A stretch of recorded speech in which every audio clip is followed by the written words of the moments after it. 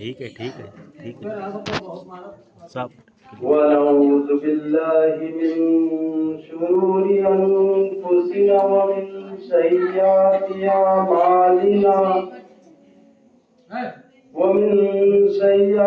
अमालिना फला मुदिल्ल लहु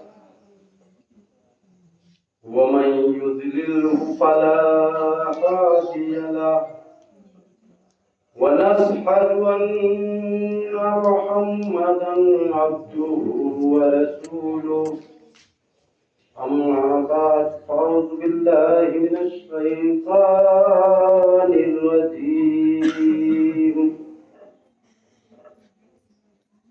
بسم الله الرحمن الرحيم وأما بنعمة ربك فحدث صدق الله العظيم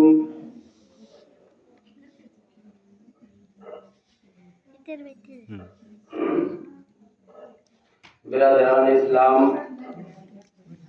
सबसे पहले आइए आप और हम मिलकर आकाए नामदार मौलाए गमगुसार इमामुल अंबिया अहमद मुस्तफा मोहम्मद मुस्तफा सल्लल्लाहु ताला अलैहि वसल्लम की बारगाह में दुरूद पाक का हदिया नजराना पेश करें। पढ़ें अल्लाहुम्मा सल्ली अला सय्यदना व सफीना व हबीबना व तबीबना व सनदना व मौलाना मुहम्मदिन बारिक व सल्लिम सलातुम व सलामुन अलैका या रसूलल्लाह सल्लल्लाहु ताला अलैहि व आलिहि व सल्लम।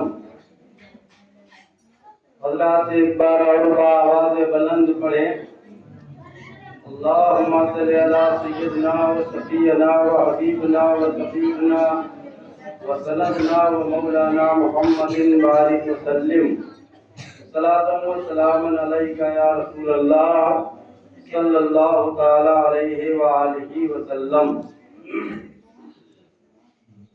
हज़रात,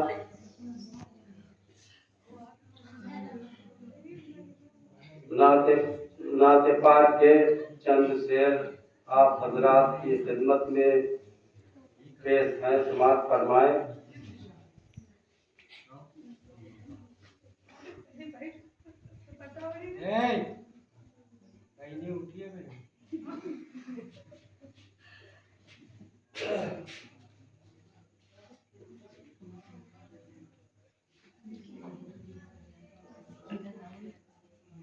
खुशबू लाए हैं रंग लाए हैं,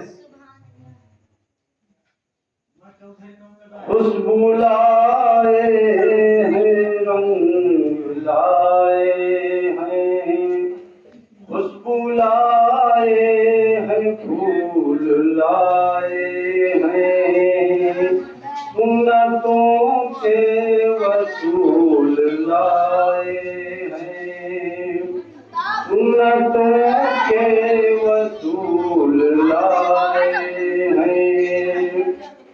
आज तक कोई भी नहीं लाया,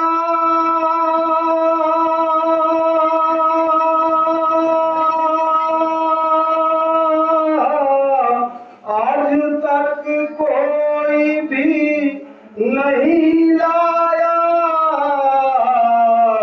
जो खुदा के रसूल लाए हैं, जो खुदा के रसूल लाए हैं।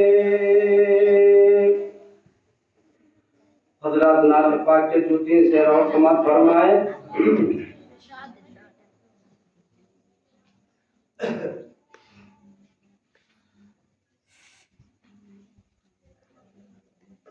सिर्फ दौलत से नहीं अहमद मुख्तार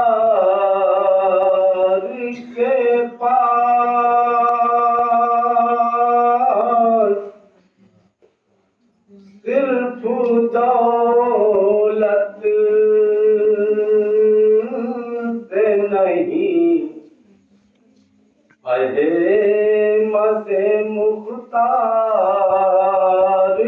के पास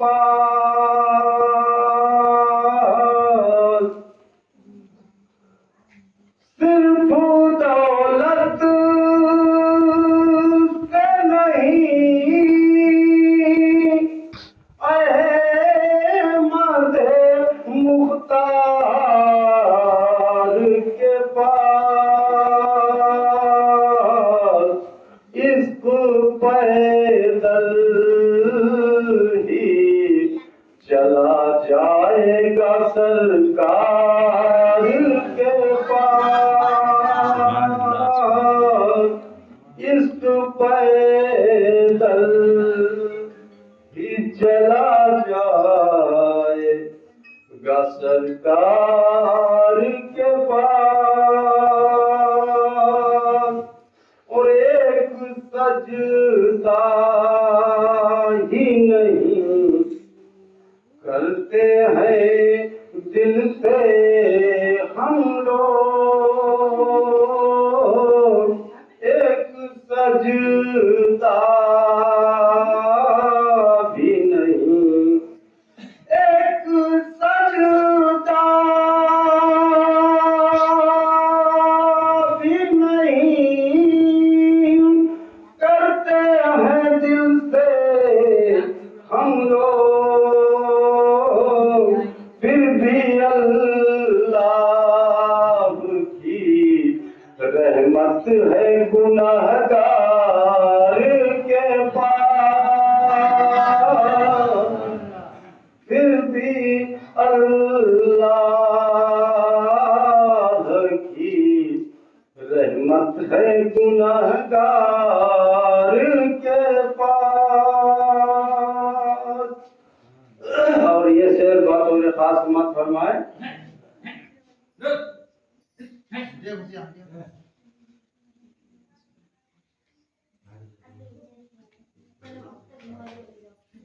और हाजियों जाके, हाजियों जाके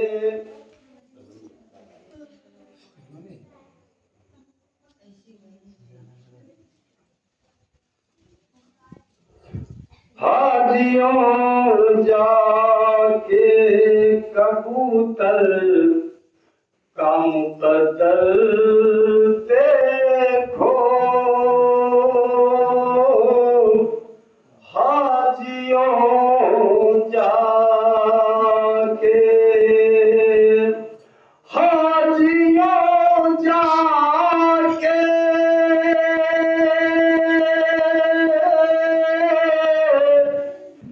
कबूतर का मुकद्दर देखो, जिसने पाई है जगह गुंबद मीनार के पास, जिसने पाई है जगह गुंबद मीनार के पास।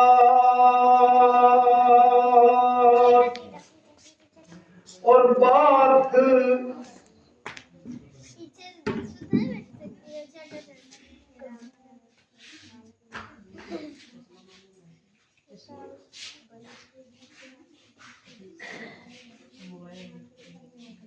बिरादरान इस्लाम में एक बार दुरूद के पाक और पढ़ें। अल्लाहुम्मा सल्ली अला सय्यिदना व शफीना व हबीबना व तबीबना व सनदना व मौलाना मुहम्मदिन बारिक वसल्लिम सलातु व सलामुन अलैका या रसूलुल्लाह सल्लल्लाहु तआला अलैहि व आलिहि वसल्लम। हज़रात, मैंने कुरान करीम की एक छोटी सी आयत मुबारका का तरफ हासिल किया है। व अम्मा बिनिमति रब्बिका फहद्दिस। तर्जुमा समाप्त फरमाए।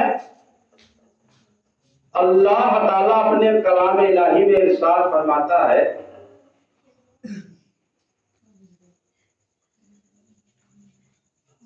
कि साल में कई महीने आते जाते रहते हैं, महीने में कई दिन आते जाते रहते हैं, लेकिन हर दिन का मकाम अलग अलग है। हर दिन की बुलंदी अलग अलग है। और इसी तरह रब सुब्हानहू इरशाद फरमाता है कि हर महीने की फजीलत अलग अलग है और हर महीने का मौसम भी अलग अलग है। पूरी कायनात को, पूरी जमीन को अल्लाह रब्बुल इज्जत ने पैदा फरमाया, लेकिन जब आप मुताला करेंगे तो सारी जमीन की तासीर एक जैसी नहीं है। तमाम जमीन की तासीर अलग अलग है। उसी रब्बे अकबर ने आसमान पर सितारों को मुअज्जम फरमाया है, लेकिन जब आप तारों का शुमार करेंगे तो हर तारे की हकीकत अलग अलग है। कोई देखने पर कोई सितारा छोटा नजर आता है तो कोई बड़ा नजर आता है, किसी में रोशनी ज्यादा नजर आती है तो किसी में रोशनी कम नजर आती है। इसी तरह परवरदिगार आलम ने जो साल में 12 महीनों को मुंतखब फरमाया है, तो हर महीने की फजीलत अलग अलग है, हर महीने का मकाम अलग अलग है, हर महीने की बुलंदी अलग अलग है, हर महीने की तासीर अलग अलग है, हर महीने का मर्तबा अलग अलग है। आप यूं समाप्त कीजिए कि आपने खुद सुना होगा कि जिस तरह अल्लाह ताला ने हफ्ते में 7 दिन होते हैं, लेकिन हर दिन को जुमा के दिन से, हर दिन को जुमा के दिन से मुनव्वर और मुजल्ला फरमाया। इसी तरह हर महीने को रमजानुल मुबारक के महीने से फजीलत दी है। और इसी तरह हर किताबों को परवरदिगार आलम ने कुरान पाक से संवारा और सजाया। और इसी तरह हर नबी को अल्लाह रब्बुल इज्जत ने हुजूर पाक सल्लल्लाहु ताला अलैहि वसल्लम से फजीलत अता की।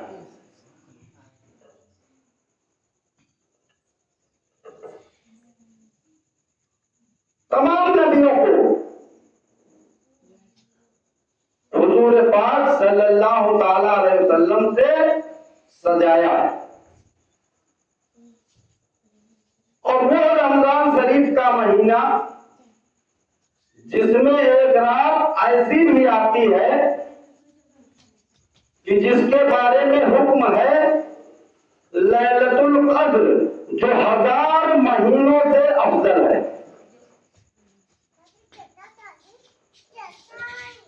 पूरे महीने की तासीर अलग है, पूरे महीने का फज्ल अलग है, लेकिन उस रात की फजीलत अलग है कि एक रात की फजीलत ऐसी है जो 1000 महीनों से अफजल है। और 1000 महीने अगर देखे जाएं तो 90 साल से भी ज्यादा का वक्त निकलता है। इतनी बड़ी फजीलत और इतना बड़ा मकाम लैलतुल क़द्र का है। लेकिन मैं पूछना यह चाहता हूं कि लैलतुल क़द्र को जो फजीलत मिली वो किस लिए मिली, किसके सदके में मिली, किसकी इनायतों से मिली, तो पता चला वो परवरदिगार आलम फरमाता है कि इस रात में मैंने कुरान करीम को नाज़िल फरमाया।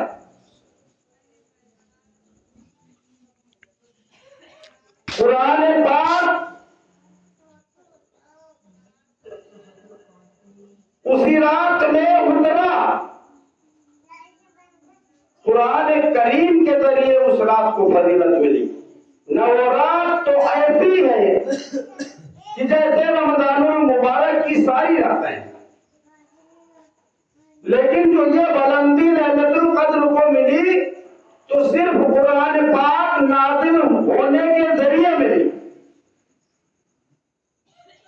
जिसका मकाम ये हुआ कि 1000 महीनों से ज्यादा अफजल। उस रात की हकीकत यह है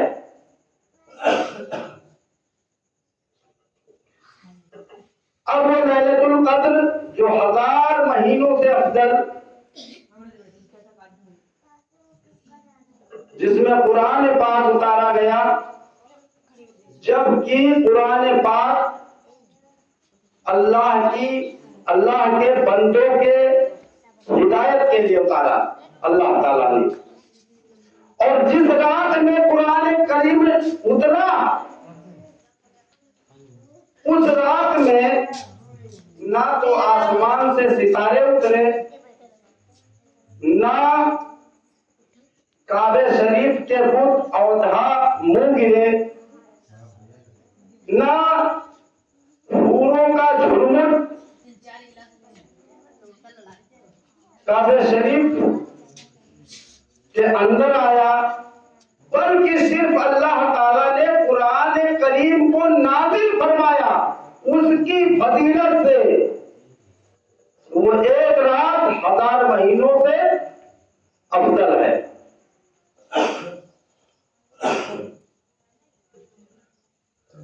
अब उसी तारीख को देखते हुए उस पाक बेनियाज ने हुक्म फरमाया कलाम इलाही में, क़द जाअकुम मिनल्लाहि नूरुन व किताबुम मुबीन। तहकीक की आया आपके पास एक नूर और रोशन किताब। पता ये चला कि उस किताब के उतरने से पहले आपके पास आया एक नूर, और नूर से मुराद है अल्लाह के रसूल सल्लल्लाहु ताला अलैहि वसल्लम दुनिया में तशरीफ लाए। अगर मेरे आका दुनिया में तशरीफ न लाते तो दुनिया की तमाम नेमतों से, या यूं कह लीजिए कुल नेमतों से, और या यूं कह लीजिए कि अगर आका सरवरे दो आलम सल्लल्लाहु ताला अलैहि वसल्लम को तशरीफ लाना ना होता, अल्लाह को भेजना ना होता, तो यहां तक कि यह रब अकबर का फरमान है, कुल जहान को बनाने की कोई जरूरत न थी। तो अगर तमाम नेमतें मिली तो नबी के सदके में मिली। अगर नबी ना आते तो जन्नत और जहन्नम का तज़किरा न होता। अगर नबी ना आते तो रमजान मुयस्सर नहीं होता। अगर नबी ना आते तो कुरान मुयस्सर नहीं होता। यहां तक कि कह लीजिए अगर नबी ना आते तो रहमान तक आपकी रसाई न होती। पता ये चला कि अगर रमजान मिला तो नबी के सदके, अगर कुरान मिला तो नबी के सदके, और अगर रहमान मिला तो नबी के सदके।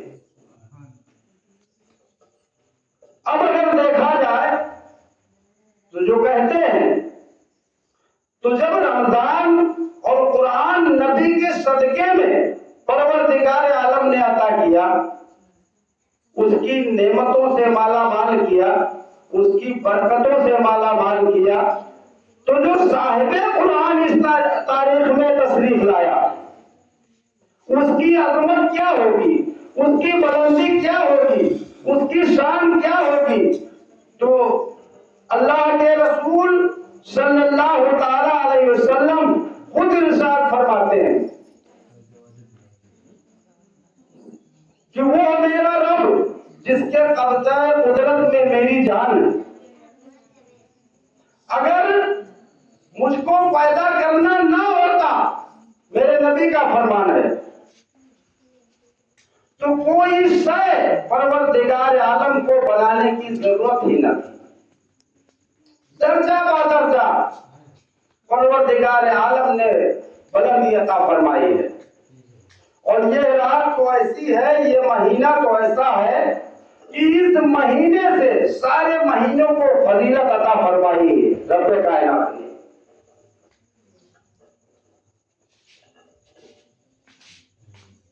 इस महीने में 11 महीने तो ऐसे होते हैं